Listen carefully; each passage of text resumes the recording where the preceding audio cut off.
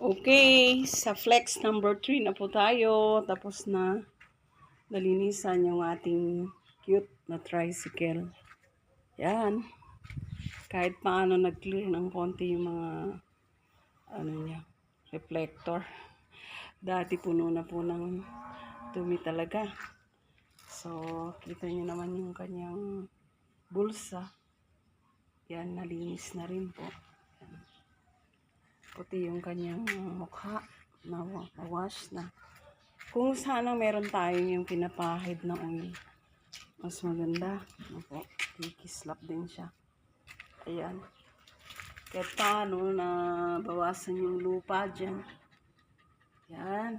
Pwede na. Pwede na, ano po. Kahit paano nalinisan siya.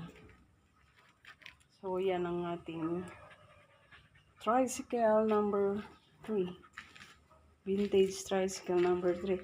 Meron po pala akong papakita dito na bangga rin ito minsan. Masyadong mabilis yung nasa likod ng anak ko. Yan, nabangga yung tricycle. Kaya nayupi. Minsan din, kami rin nung nagbibiyahe kami mag-asawa, nabangga na rin po kami. O buti na lang walang natuluyan sa amin. Pero medyo grabe din po ang resulta nun. Yan, sira pa rin yung bubong niya. Pero kahit pa paano, okay na. So, yan lang po yung ating tricycle, vintage tricycle number 3. Thank you for watching.